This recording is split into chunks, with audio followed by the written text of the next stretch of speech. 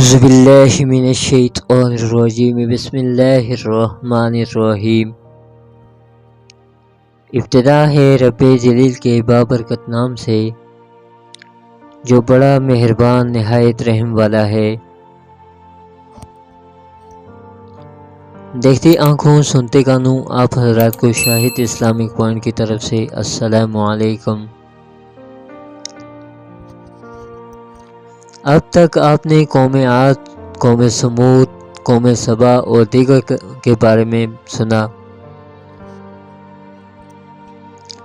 آج آپ بنی اسرائیل کے عروج زوال کی تفصیل ملاحظہ فرمائیں۔ جب اللہ تعالیٰ نے بنی اسرائیل کو کنعان کے بیابانوں سے اٹھا کر مصر کے سبزہ زاروں میں پہنچایا تو دراصل یہ قبطیوں کی اصلاح کے لیے بنی اسرائیل کو ایک موقع بہم پہنچایا تھا، مگر وہ فریضہ اقامت دین سے غافل رہے۔ بنی اسرائیل پر اللہ تعالیٰ نے اتنے احسان کیے کہ شاید ہی کسی اور قوم کو اللہ نے انعامات اور اکرامات کا اتنا وافر حصہ ملا ہو۔ ارشاد باری تعالیٰ ہے، اے بنی اسرائیل، یاد کرو میری اس نعمت کو جس سے میں نے تمہیں نوازا تھا، اور اس بات کو کہ میں نے تمہیں دنیا کے ساری قوموں پر فضیلت عطا کی تھی۔ جب اللہ تبارک و تعالی نے ان کو کنعان کے بیابانوں سے اٹھا کر مصر کے سبزہ زاروں میں پہنچایا تو دراصل یہ قبطیوں کی اصلاح کے لیے بنی اسرائیل کو ایک موقع بہم پہنچایا تھا، مگر وہ بنی اسرائیل فریضہ اقامت دین سے غافل رہے۔ انہوں نے وہاں کی قبطیوں کو دین سے کما حقہ روشناس نہیں کرایا۔ اس کے علاوہ قومی برتری کے جھوٹے اور جاہلانہ احساس میں بھی مبتلا ہوئے۔ آخر مصریوں میں قوم پرستی کی لہر آئی، اسرائیلیوں کو اقتدار سے علیحدہ کر دیا گیا، اور نوبت یہاں تک پہنچ گئی کہ اسرائیلی تہذیب مٹانے اور اسرائیلی قوم کو دنیا سے نابود کرنے کی سازشیں ہونے لگیں۔ ان کی نسل کشی کے لیے ان کے نوزائیدہ بچوں کو ایک قانون کے تحت قتل کیا جانے لگا۔ لڑکیوں کو قبطیوں کی خدمت کے لیے باقی رکھا جانے لگا۔ اللہ رب العزت قرآن میں ارشاد فرماتا ہے، وہ تمہارے لڑکوں کو قتل کرتے تھے اور تمہاری لڑکیوں کو زندہ رہنے دیتے تھے، اس حالت میں تمہارے رب کی طرف سے تمہاری بڑی آزمائش تھی۔ ان سے زبردستی بیگا لی جاتی اور ان کو سر عام رسوا کیا جاتا۔ یہ مجبور قوم ذلت و نکبت کے دن گزار رہی تھی۔ یوں لگتا تھا کہ گویا یہ قوم رسوائی اور غلامی کی زندگی پر قانع ہو چکی ہے اور ذلت اس کا مقدر بن چکی ہے۔ تب اللہ تبارک و تعالیٰ نے ان کی دعاؤں کو سنا اور ان کی ہدایت اور رہبری کے لیے حضرت موسیٰ علیہ السلام کو مبعوث کیا۔ حضرت موسیٰ علیہ السلام نے مسلسل جدوجہد کے ذریعے حالات کو سدھارنے کی کوشش کی، مگر فرعون کو اس اصلاحی کوششوں کے پیچھے اپنا تخت اقتدار ڈگمگاتا ہوا نظر آنے لگا، اور وہ ان اصلاحی کوششوں کو ناکام کرنے پر تل گیا۔ آخرکار اس کے سوا اور کوئی چارہ کار نہ رہا کہ حضرت موسیٰ علیہ السلام کو بنی اسرائیل کو فرعون کی غلامی سے نجات دلائیں۔ در حقیقت بنی اسرائیل کو پوری تاریخ دین سے دوری، نافرمانی اور سرکشی سے لبریز ہے۔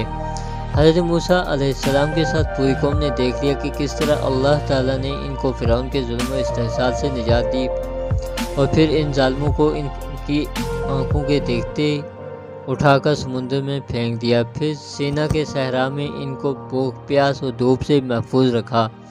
مگر یہ قوم غلامانہ ذہنیت کی ہی جس کی سرشت بن چکی تھی، مصریوں کے عقائد سے بری طرح متاثر ہو چکی تھی اور مصریوں کے مشرکانہ تمدن میں پوری طرح رنگ چکی تھی۔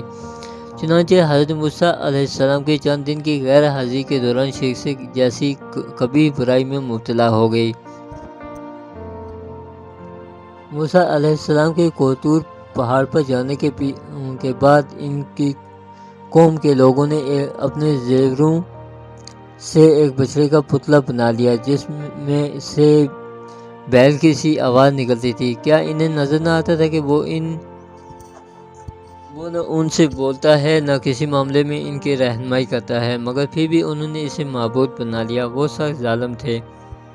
پوری قوم کی بے حسی کا یہ عالم تھا کہ حضرت ہارون علیہ السلام کے سوا کوئی ایک فرد بھی ایسا نہ تھا جو قوم کو اس غلط روش پر منع کرتا۔ حضرت موسیٰ علیہ السلام نے کوہتور سے واپس آ کر قوم کو اللہ کے عطا کردہ فرمودہ اسلامی ضابطہ حیات سے روشناس کیا اور اسے اختیار کرنے کی تلقین فرمائی کہ قرآن میں وارد ہے۔ اس کے بعد ہم نے موسیٰ کو ہر شعبہ زندگی کے متعلق نصیحت اور ہر پہلو کے متعلق واضح ہدایت تختیوں پر لکھ کر دے دی اور ان سے کہا ان ہدایات کو مضبوط ہاتھوں میں سنبھالو اور اپنی قوم کو حکم دو کہ ان کے بہتر مفہوم کی پیروی کریں۔ عنقریب میں تمہیں فاسقوں کے گھر دکھاؤں گا۔ مگر یہ قوم فقہی مشغافیوں میں پڑ گئی اور مختلف ہیلوں سے احکام الہی کو پس پوچھ ڈالتی رہی۔ بنی اسرائیل سے وعدہ کیا گیا تھا کہ خطہ فلسطین میں اسے آباد کیا جائے گا تاکہ وہ وہاں ایک اسلامی ریاست قائم کر کے دنیا کی گمراہی کی لرزہ خیز تاریکیوں میں ہدایت کی مشعل روشن کرے، مگر یہ لوگ اپنی اس ذمہ داری سے پہلو طے کرنے اور جی چرانے لگے۔ اس بدبخت قوم نے حضرت موسیٰ علیہ السلام سے یہاں تک کہہ دیا، ہے موسیٰ ہم تو وہاں کبھی نہ جائیں گے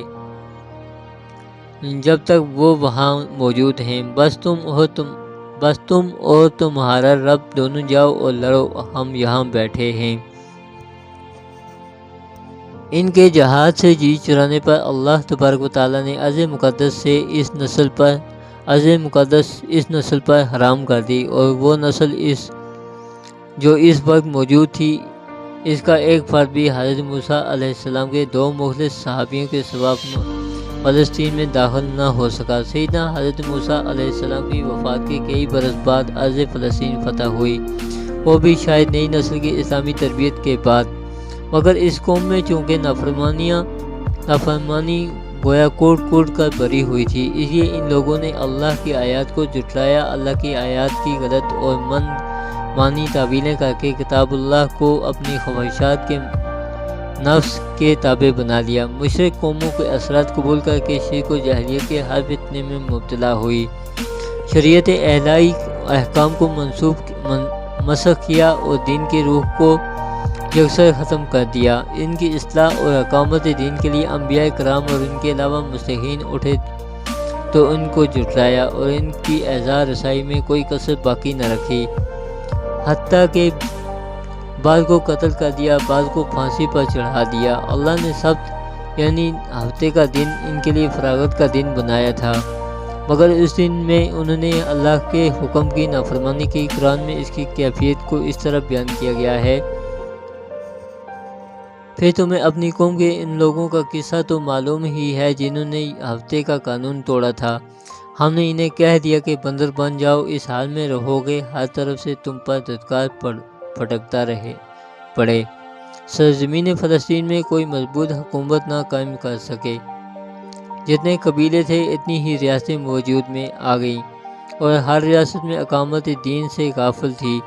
فلسطین اور شام کی اصل قوموں یعنی ہتھیوں اور امویوں، کنانیوں، فرزیوں وغیرہ میں بدترین قسم کا شرک اور اس پر مبنی انتہائی ظالم اور گندہ معاشرہ تھا۔ اللہ تعالیٰ کا واضح حکم موجود تھا کہ مشرک اور ظالم قوموں کو جہاد و تبلیغ سے ختم کر کے فلسطین میں اسلامی ریاست قائم کی جائے، مگر جہاد سے بنی اسرائیل کی غفلت اور تن آسانی کی وجہ سے نہ تو ان قوموں کا قلع کما ہو سکا اور نہ کوئی متحدہ اسلامی ریاست قائم ہو سکی۔ حضرت داؤد علیہ السلام کے زمانے تک وہ پوری طرح مشرک قوموں کی تہذیب و تمدن میں رنگے جا چکے تھے، مگر شاید ابھی ان کی مکمل رسوائی و ذلت مطلوب نہ تھی۔